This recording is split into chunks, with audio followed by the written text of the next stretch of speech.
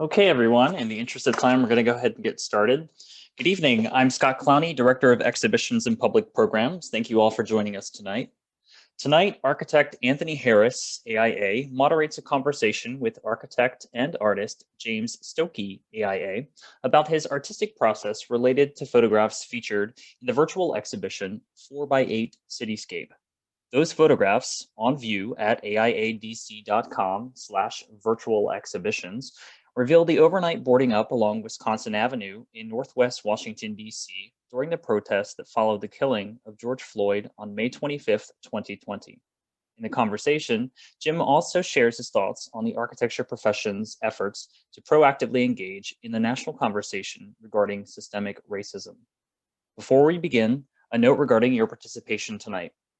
By participating in this webinar, you are granting your permission to be recorded and for the recording to be distributed as AIA DC and the Washington Architectural Foundation may choose. If you have any questions during the conversation, please use the Q&A feature and we'll get to those at the end. Now, I'm very pleased to introduce you to our moderator, Anthony Harris. Anthony, thanks for being with us. Hi, Scott. Thank you and the AIADC for hosting this. As you said, I'm an architect here in DC. I'm an architect at Gensler. I've worked in both Washington, DC and in New York. I've worked primarily on cultural, institutional, and some healthcare projects, but I have a particular interest and focus on the role for architecture and design as a vehicle to enrich community life and to promote social change. So I'm especially excited to speak with James this evening about his photographic work and 4x8 Cityscape. And so it's my pleasure to introduce James Stokoe.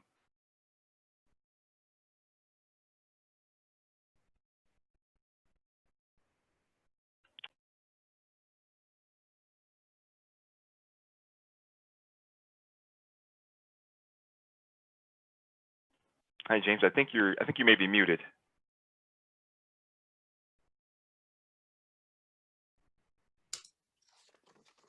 Okay.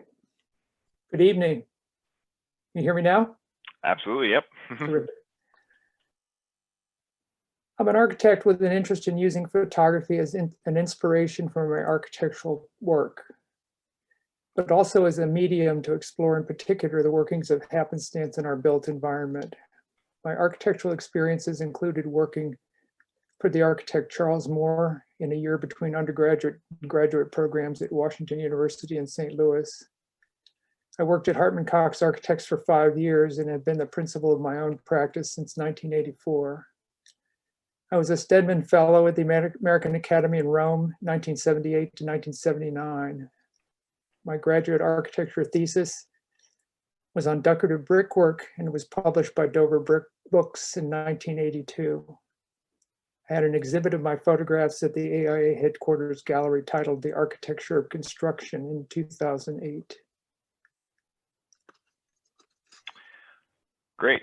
So let's just get into it. And I think for the sake of everyone here, while everyone may have had a chance to have a brief look at the work in the exhibition before joining, I thought it'd be good if we just had a brief description of the work. So the photographs from this exhibition, 4x8 Cityscape, were taken in the days and weeks of protests over the murder of George Floyd. And of course, that was an event that sparked nationwide protests and really forced the nation to confront some of the racial and social injustice that we have. And it's sort of sparked a conversation around these issues in a way that I can't remember in recent memory. We've had artists, designers, architects, and thinkers alike have been part of this sort of public reckoning, and this project seemed to fit squarely within that vein. And so Jim, can you describe in your words the project and talk about some of the ideas and thoughts that led you to it? Absolutely. This project, 4x8 Cityscape, it really began as a documentation of the boarding up of businesses on Wisconsin Avenue to Cleveland Park and Friendship, from Wisconsin Avenue from Cleveland Park to Friendship Heights. I was drawn to this temporary, pragmatic intervention in the cityscape and has been a theme of a good part of my photographic work. it's a sort of Dada preoccupation of mine. I always seen such interventions as fascinating and often powerful form making that enhances the cityscape, if even for a short while. I'd like to show some examples of photographs from my exhibit in 2008 from the AIA headquarters gallery, which was titled "The Architecture of Construction." The thesis of the idea of this was that temporary events in the construction process created, at least temporarily, some fairly interesting and sometimes very interesting formal backdrops for the urban experience.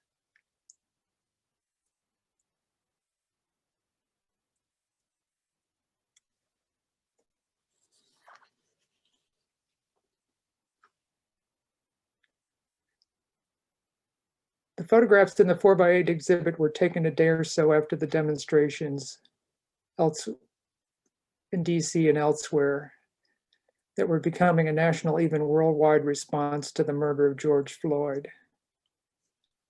This context and a personal feeling of urgency, believe, focused my attention on the plywood surfaces that I had photographed and how they might become, if only virtually, the framework for an exposition of names of the many that have been lost in the stark reality of racial injustice.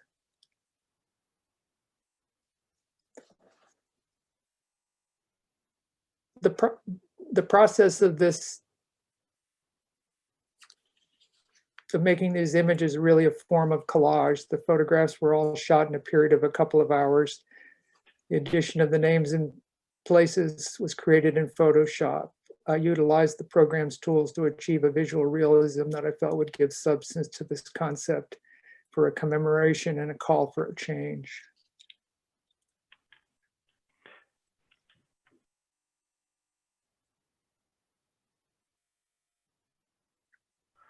Yeah, and as you scroll through these, you scroll through these images, I think they're really powerful, and like I think a lot of the power and interest lies, I think, in some of that tension that you see, just between some of the with some of the shops and the establishment that you have that often associated with affluence or wealth, so to speak, and then the names of these individuals who were killed at the hands of the police and of the state. And can you speak to sort of your process in sort of conceptualizing this idea and to sort of juxtapose these two things that seem quite different, and yeah, can you speak to some of that and some of the impact that you were looking to have or to achieve?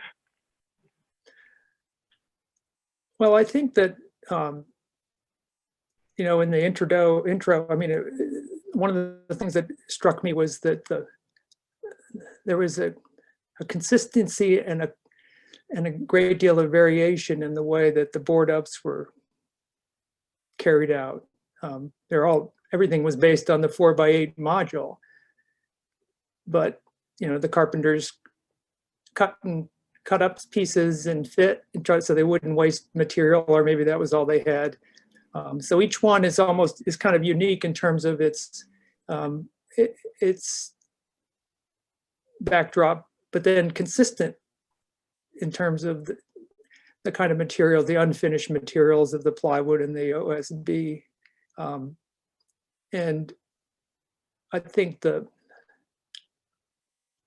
thing that I felt the strongest about was, and we'll probably talk about this a little bit more, is that it just seemed so important to put these names sort of front and center,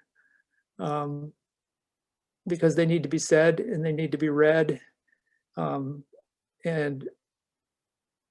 they some like Breonna Taylor has been in the news a lot, but then others, many people might not be aware of the details of the tragedies that ensued in their lives. Right. And so, like, I know you showed in some of the work you showed earlier, like just a sort of an aesthetic theme, or sort of a formal theme in a lot of your work, and I guess a subject matter theme as well. It's just this idea of raw, sort of construction grade, unfinished material that you used, and it looks like you use that in this work as well. So can you talk about some of that and some of the other themes, that you've used in your previous work that found their way into this one? Well, I think that I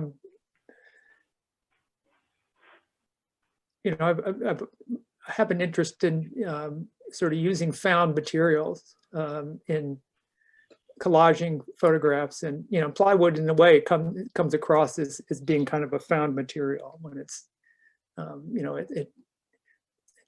and that to me has some sort of power. The choice of using the stencil font seemed to make a lot of sense to me, because it's you associate it with with sort of labeling on crates and things like that. That seemed very important.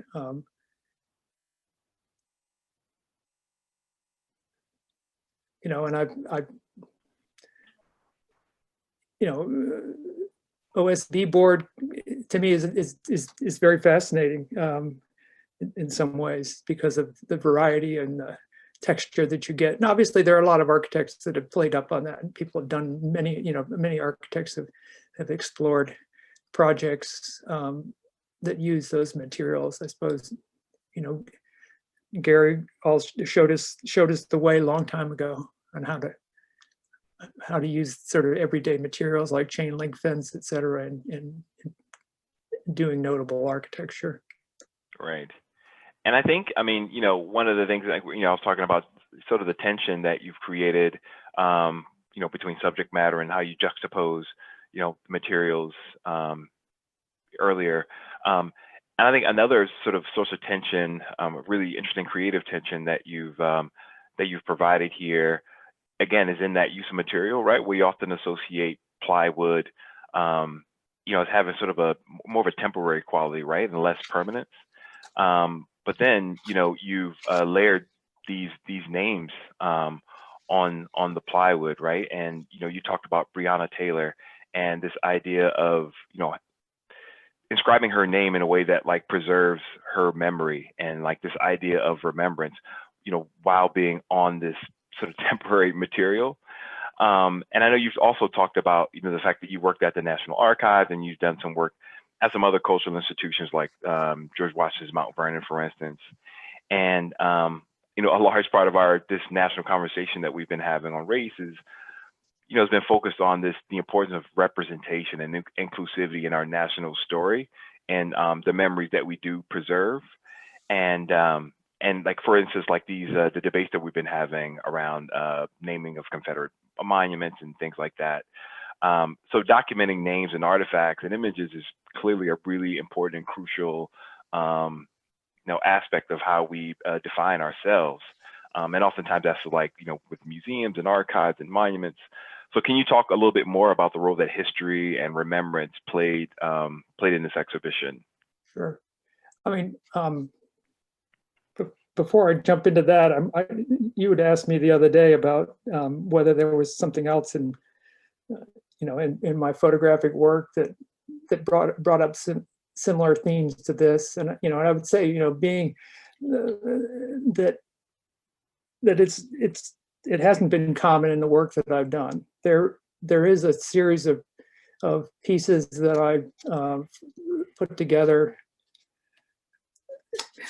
And you brought up the debate over the equestrian statues. This one it was an attempt to sort of put out there the idea that maybe we should, instead of thinking about these equestrian statues and the power that they give the riders and so forth, that this project was called Tributes, and it basically said, what about doing some monuments to horses?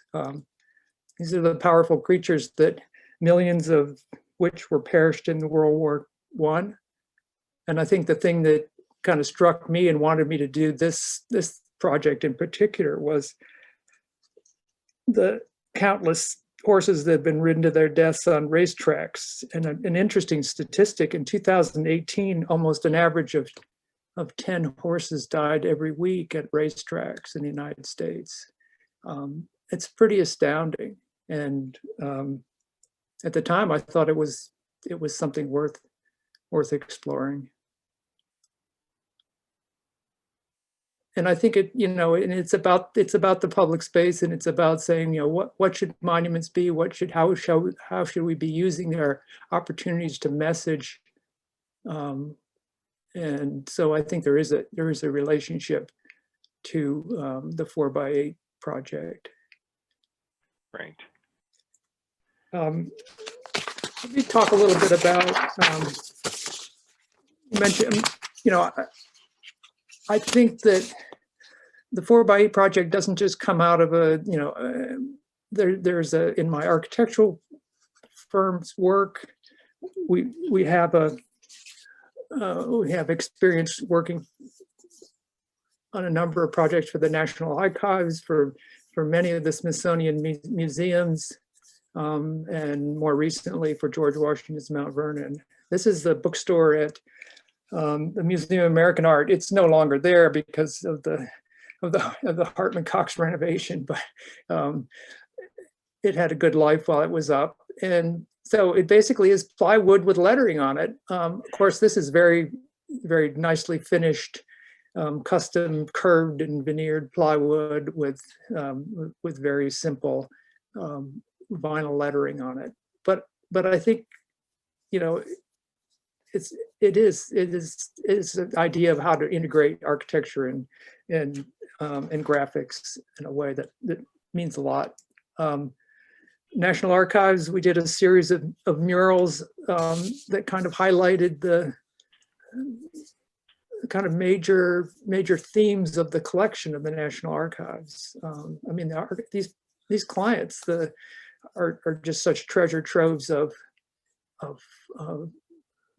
information and images and documents that it's really a pleasure to sort of try to help them sort of display and make sense out of to the public about what they have.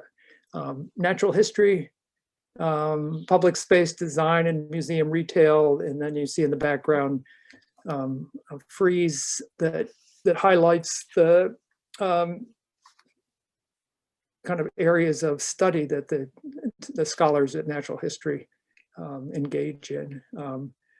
National Archives museum store, using the founding documents and other graphics in the store in the retail setting. There's also an interactive component here where people can on a touch screen can explore different aspects of the collection, and then they are displayed on repeater monitors on these coverings around the columns. And I think finally, and this is the Benefactors Room in the Smithsonian Castle, and obviously the names of the corporations that have given money and images of some of the quintessential artifacts. But then, of course, the Smithson quote for the increase in diffusion of knowledge is running around the walls of this tiny space. But it was fun to work in. So yeah, I mean, I think it's it's really interesting to contrast. There's like this, even though these images, like the images of the work some of the work you just showed, and the work in this recent exhibition, they may seem very different and like this really big contrast, but in many ways they're all about sort of telling a story, right? Like one set of images is about telling a story that sort of celebrates the more celebratory aspects of our history, and then these other sets of images and this other work is all about telling a story that maybe that's more critical of some of our history, or not even history, our recent history and things that are sort of ongoing. And so clearly, I mean, racial, there's this connection between racial inequality, history, and then our education, right? And the role that education plays in the sort of goal of some of those museums that the museum work that you showed. And you've talked about that a bit in some conversations that we've had. So can you talk about like the role you see that history and education play in this work, a more critical view of history, and teaching about some of the more, like you said, like I don't know, some of the more unflattering aspects of our history. Well, I think that I think, Anthony, that one of the things that I've found particularly important was the more I got into it and looking at it and trying to learn about. I mean, fortunately, a great deal of the names, through the internet, and you can find details and so forth. But if you think about something like the Greenwood Massacre, Oklahoma, for probably, it was, there was an attempt by the white power structure in Oklahoma and Tulsa to, to basically sweep it under the carpet and under the ground. And, there's no way that it ended up in textbooks in Oklahoma, I'm sure. And there's probably no way in my school curriculums and even progressive Montgomery County, I don't think it made it into textbooks. And so, I mean, even in places where there might be a wider view, so much of this history, has been, has been hidden. And fortunately now, I think there are things in Tulsa that they're doing, trying to sort of put the pieces back together. And it was, and that's hopeful, because, you can't change if you don't know the things that have happened before. That's right. So, and obviously, I think this project really was a response, clearly, to these protests, right, around racism and injustice. And what I think makes this exhibition particularly impactful is his attempts to speak to these issues in a way that's local, right? Like, I think we're all aware of the national, even international, nature of the protests and the issues that they were, we were all attempting to grapple with. But this work sort of cites that stuff in this local context. These photos, of course, are all along Wisconsin Avenue in upper Northwest DC. So can you speak to what your thinking was in citing the photos in that location? Well, I think that I'm remembering that in the days before I photographed the storefronts, there were a series of very simple posted flyers that were showing up everywhere. And I mean, this is my neighborhood. This is where I live, and those flyers were attempting to stir reaction from the affluent, mostly white section, this mostly white and affluent section of Northwest DC. There's no design that does, I can't, the concept of virtually proposing this intervention in this specific context, I believe, added power to the idea. Because the storefronts really weren't completely muted. I mean, a lot of but many of the images include company signs or logos, and many of the images include distinctive images, architectural material details. So someone without the knowledge of this streetscape would probably get the sense that this was an affluent area, even without, even with the plywood. Here's an example, an acknowledgement of George Floyd, and with a sign above saying Urban Canine Country Club. There was a recent, maybe a week ago or 2 weeks ago, very, very powerful article in the Washington Post about the context and that George Floyd grew up in Texas and then moving to Minneapolis. And I think, the struggle that someone like George Floyd went through to try to make a name for himself and move on from the lot that he was born into, and was really striking. And so I guess, to me, the tension between the upscale canine country club and the life of George Floyd couldn't be any more dramatic. Or Michael Brown in Ferguson, pasted on the side of a store selling wine and gourmet food. I have a feeling that probably at the time of Michael Brown's death in Ferguson, probably there weren't a lot of gourmet food stores, probably a lot of dollar stores. It's just a very different reality. And, so putting the names there is something that I think gives it power.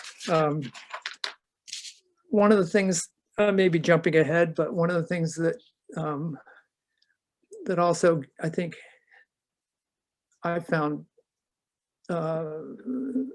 satisfying in developing his images was the way that the 4x8 module and the various products of OSB board and plywood, and the way that they were deployed, and whether in fragments or whole pieces, created some really interesting background grids. And so from the standpoint of design, it began to sort of say, so the names, the names are placed in an effort to sort of create an appealing, or not, a graphically appealing whole that the OSB provided.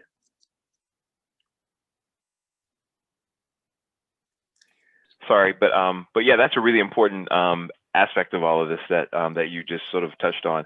I mean, clearly, this work, was sort of cited and provoked this idea of public art and socially critical public art, and it's really striking in a place like this. And of course, we've seen a proliferation of public art, around these protests. The one that comes to mind here in DC, of course, is like the Black Lives Matter Plaza on 16th Street. And so clearly you really did envision, a role of, see this as a public art sort of project. Can you speak to that a little bit more?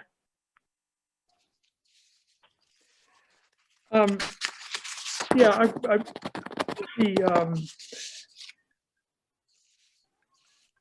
one of the things that I thought really was sort of interesting is that these images that were developed as this concept or virtual idea of an exhibit were stretched along a 2-mile stretch from near the Washington Cathedral to Friendship Heights. And with the plywood tying it all together, it's sort of, and there are plenty of artists that have done conceptual pieces that have stretched out over the landscape. But I think that there was enough plywood and enough consistency of it as it marched up toward the Maryland border that it, one would say, if you walked it, if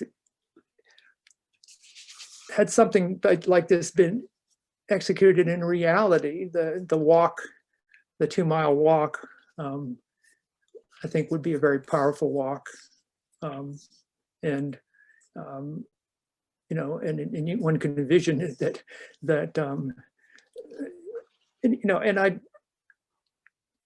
I didn't, you know, I didn't use every backdrop that I photographed, and I have actually been able to add a few since the project was done and put up, which is and the, you know, this neighborhood is boarding up again, so I may be able to get some more backgrounds. Yeah, Although, you're right. this time around, they seem to be a little bit more methodical in the way they're putting the plywood up, and it's not as interesting. Yeah, less haste, right? Speaking of the plywood, I mean, it's been something that I've been, you know, this is a photograph also from the architecture construction exhibit. I just thought, to me, there was just something really interesting about this material. You know, before it got covered with sheathing or whatever. You know, these are a little bit more finished panels of plywood, but this is at the 7th Street side of the American Portrait Gallery, American Art, and I just like the contrast, the juxtaposition between the you know, the monumental stonework and the plywood, and just some other images of plywood that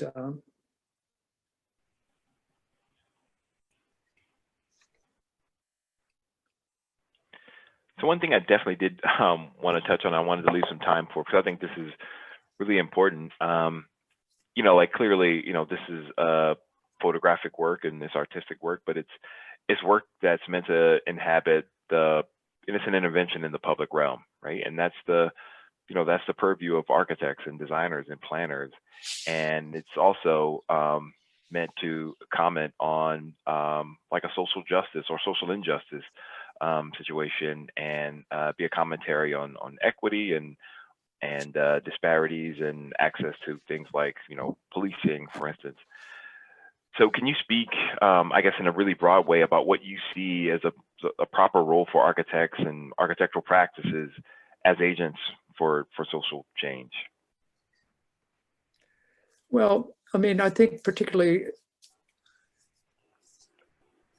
I think that I feel, and more strongly about it now after having done this 4x8 exhibit, is that building facades are incredibly underutilized in terms of the possible opportunities to have an effect on the public space of a street or a plaza or square. We're just, you know, I mean, I think architects like to control the window treatments. They like to do, you know, tinted glass, so you don't, you know, at least they used to, so you wouldn't see any curtains coming through the. I think it's. I do think there's a role for architectural practices in working for positive social change. It's interesting to me that our profession has been very effective at promoting design to fight climate change, design to reduce greenhouse gases and carbon emissions. And it's, you know, obviously environmental issues are a defining issue of in our civilization, but I think systemic racism is also a defining issue. For example, you know, climate change, even with efforts to mitigate the path of we're on, will put pressure on population around the world to migrate or perish. And the world is already experiencing the tension of diverse peoples occupying smaller and smaller geographic areas. said, just as we try to educate clients on how to cut carbon emissions in their projects, we might consider how new buildings and public spaces can be enhanced with commemorations and text and graphics that provide a positive educational program to the public in the public space. The problem is that, and well, let me talk a little bit about facades, if that would be okay. Here's an example of a Bernice Abbott photograph from New York in the 1930s, and I'm not saying this is a good idea, but it certainly illustrates the point that how the vertical surfaces of facades can be used to communicate graphics and images and so forth. We've been putting names on buildings for a long time. These are some photographs. Just I have an interest. I really like topography on buildings and images on buildings.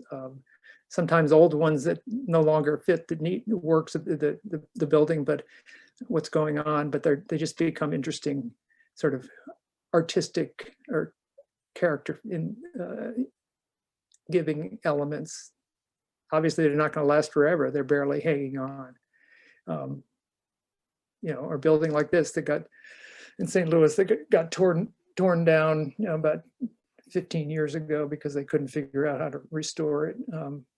But interesting combination of type and imagery, or temporary things in the like billboards in the city, and mostly advertising products, but they add interest, I think. Think about the pension building and the frieze that goes around that building. That's really quite something, and commemorates the losses and the strength of the Union Army and their efforts to end the Civil War.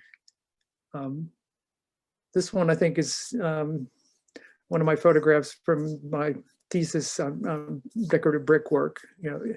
There was a time that you could buy decorative brick shapes, and you could buy an Abraham Lincoln brick if you wanted to put on your project to say, yeah, well, I stand with what Abraham Lincoln did.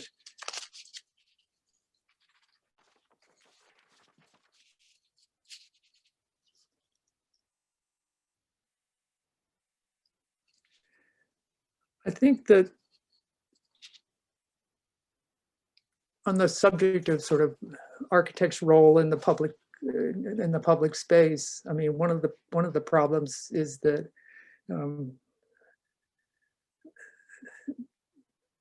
these efforts can be very fraught with controversy. Obviously, the newly opened Eisenhower Memorial is a good example, where for quite a long period of time there were so many forces pushing and pulling on that. I think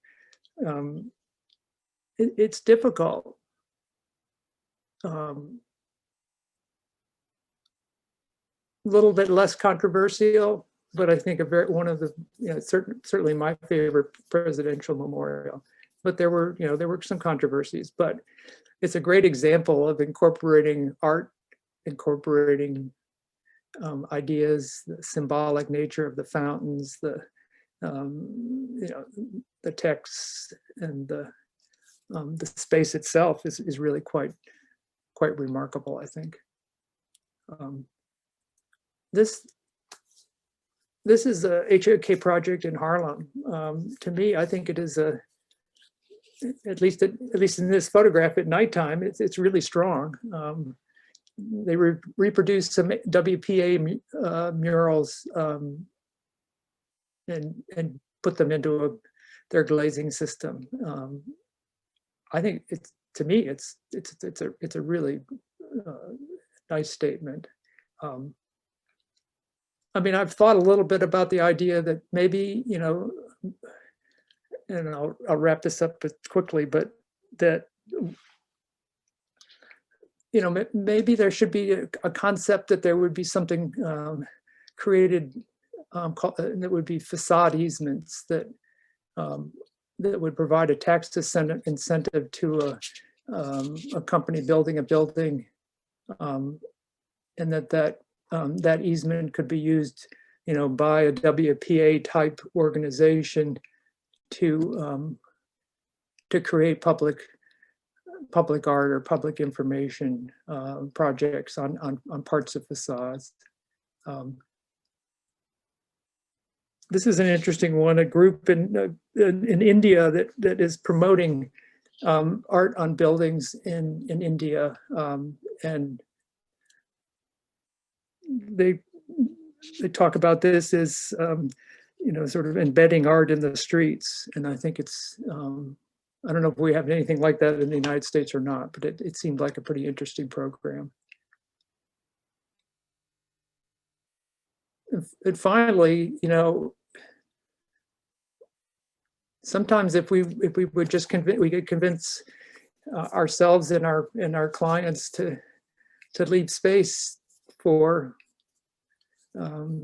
for artistic and other kinds of art to happen in the cityscape. There are a lot of examples of very good stuff that just springs out of the street.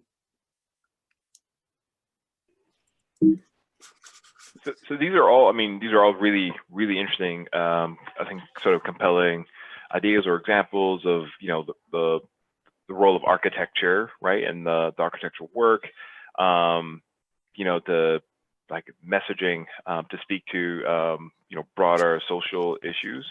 But I'm wondering, what do you see as the role for, architects in the design profession, right? And like some of the issues that sort of pervade the profession. How do you see a cause for optimism?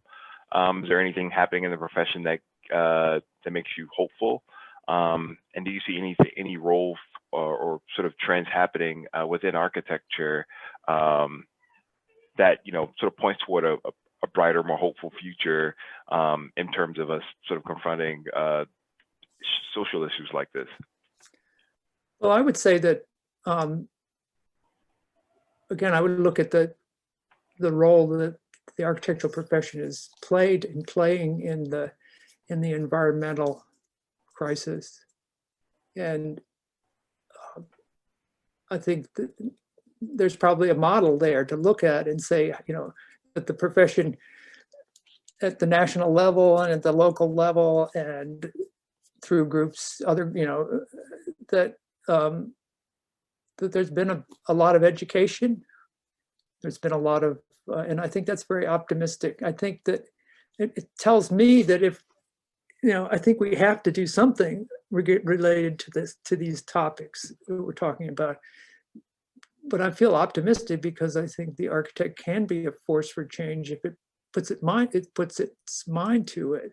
And I think the other thing is that if the profession embraced a more active role in working with its clients and seeking out projects that address social change, that it would also, I think, foster a growth of people of color that would want to get into the profession because they would see the architecture profession as doing some real things and advocating stuff that they believe in.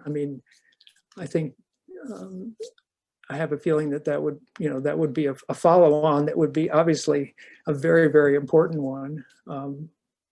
But I'm optimistic, but it's really a matter of sort of, I think architects separately and the profession as a whole to say this is a priority. This needs to be something that we, and I'd say, in many ways it's as important as the environmental issue, if not more so. So before we jump to questions from our audience, are there any final thoughts that you'd like to leave us with? Well, I guess I would say that designers and architects and artists, we have an opportunity, even in small ways, to make change. I would say my project is a pretty small piece of that. It's just a virtual idea, create some images that get interest and get the conversation going. That's important. But just I think the key is to say we got to do it. We got to take the steps, even if they're small steps, but make sure we keep taking them. Great. So, as you guys probably know, like if you're looking at this, like there's a tab here where you can enter your questions. So then and currently, so if you have any questions, now's the time to ask them.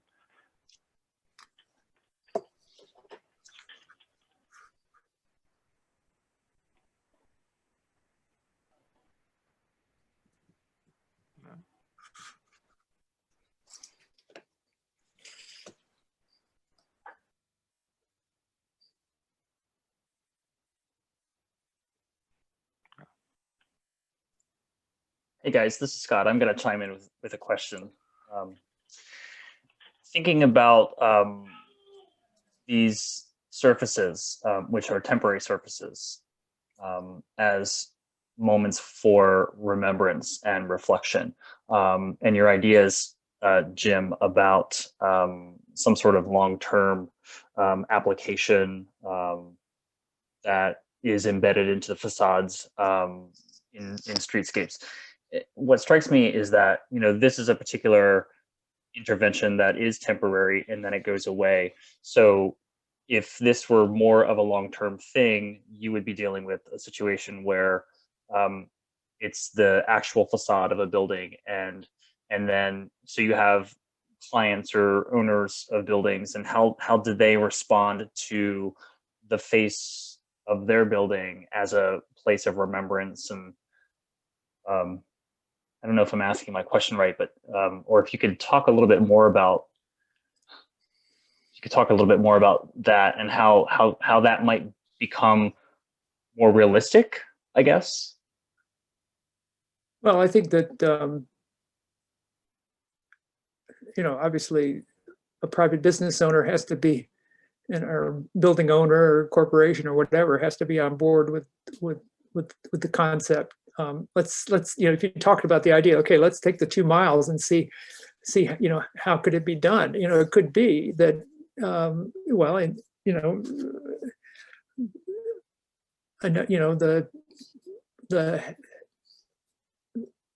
the Happy Paws Canine Country Club, the other day that I walked by, it had a Black Lives Matter sign on it. And there are a lot of businesses probably that have those. So, I mean, I think, and the key would be, you're, in a way, you'll be designing an exhibit that was connected somehow to the facades. And, I think there are ways to do that. And you need some sort of consistent material approach or detail or whatever that ties them together. But one could conceivably, I think you could conceive of an idea that would hold together. It would just take getting enough stores to want to do it. Obviously, you're not going to be covering over their glass storefronts and hurting their business, but there still may be a way to do it.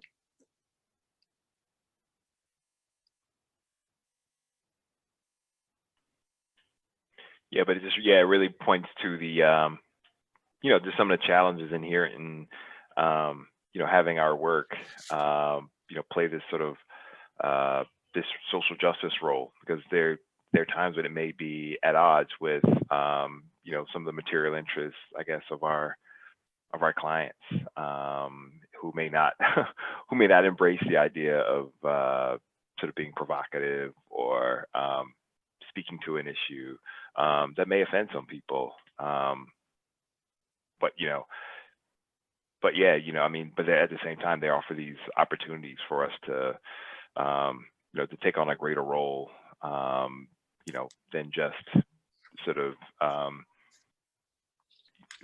designers that just, sort of provide, these material spaces.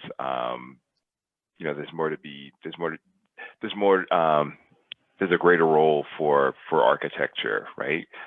I think, or I hope, and it's our jobs to sort of sell that, and to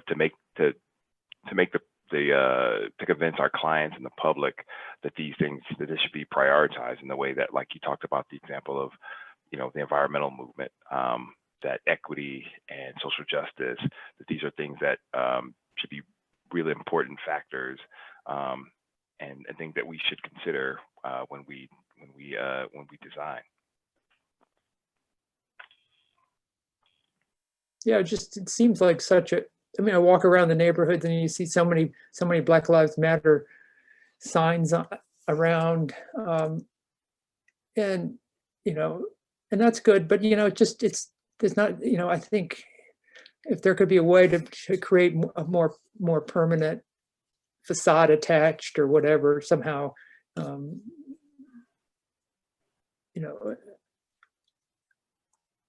it's a tough one.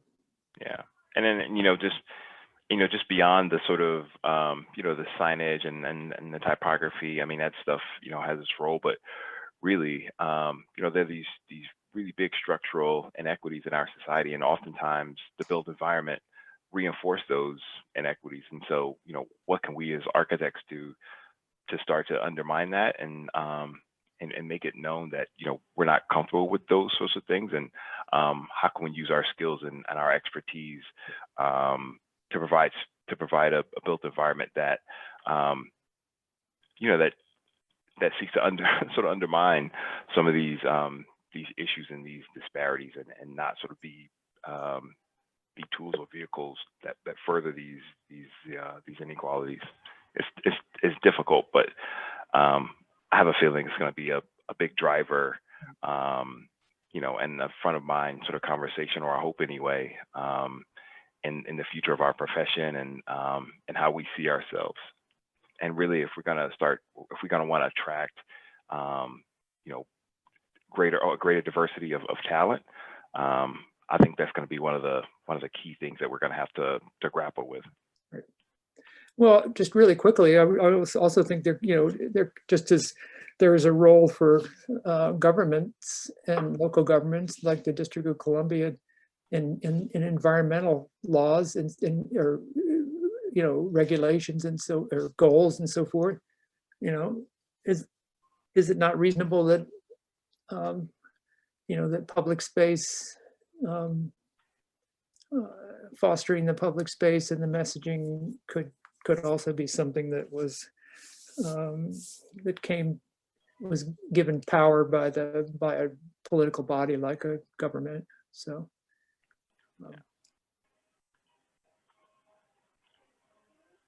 well, guys, I think that just about does it in terms of our time. I don't see any questions here in the Q&A feature. So from AIA DC, I just want to thank Jim for your work. Appreciate working with you. For those in the audience, if you haven't seen the full exhibition yet, you can go to aiadc.com/virtual exhibitions and view the work there. Anthony, thanks for moderating the conversation tonight. Really appreciate it. Thank you, Scott, and thank you, Jim. All right, that does it. Thanks for joining us, everyone. Enjoy your night.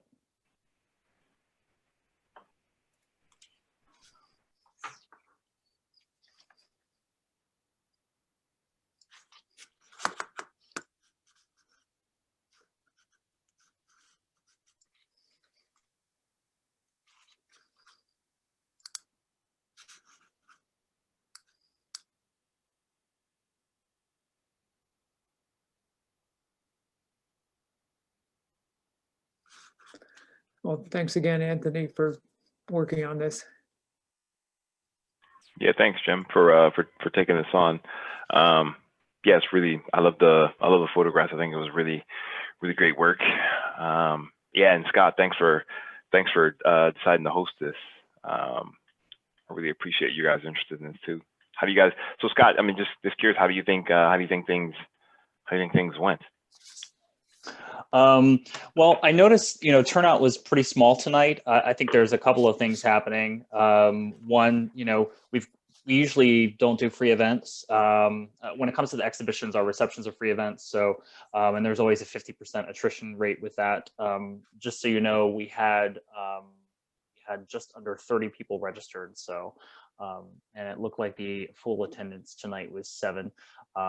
Which is a little disappointing, but I'm not concerned because we record this and we'll be sharing that as well. So that'll be living on our website somewhere.